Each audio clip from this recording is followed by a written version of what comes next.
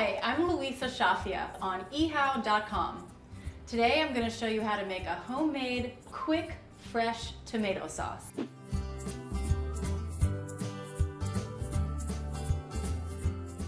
I'm going to start out with some fresh tomatoes. I've got a little bit of garlic, onions, and some anchovies here, and I'm going to top it off with a few fresh herbs.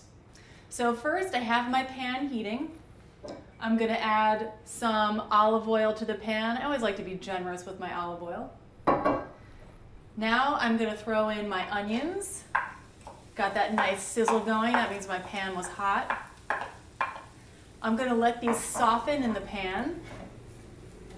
And in with the onions, I'm going to throw some chopped anchovies.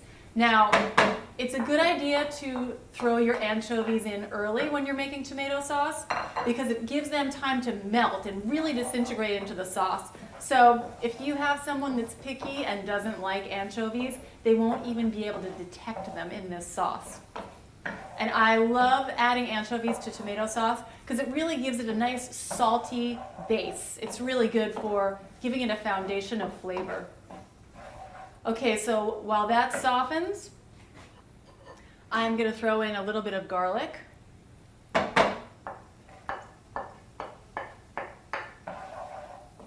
Next, I'm going to throw in my tomatoes. So all I did here was I cut my tomatoes in half. I scooped out the seeds because the seeds aren't really digestible and they just add a lot of water to your mix. So I scooped out the seeds and then I coarsely chopped my tomatoes. So you can see these aren't finely chopped. No fancy knife work is required here, just coarsely chopped. Okay, so I'm going to add these tomatoes into my mix over here. Okay, so I add my tomatoes. I'm going to turn up the heat here a little bit. Really want to get this cranking, really want to get everything boiling. And now I'm going to add some white wine. This is going to give this a nice flavor, a little bit of acidity to my mix here. So I'm going to let this come to a boil, and then I'm going to let everything simmer for about 15 minutes. Now 15 minutes is really quick for a tomato sauce, but that's all it takes. You can make a wonderful fresh tomato sauce yourself. All right, I'll come back to this in a minute. My sauce has been cooking over here for about 15 minutes, so I'm going to check on it. And it looks wonderful, if I do say so myself. It looks thick. All the ingredients have really melted together. It's got a wonderful aroma. So I'm going to season it with some salt. Put a little bit of black pepper in here.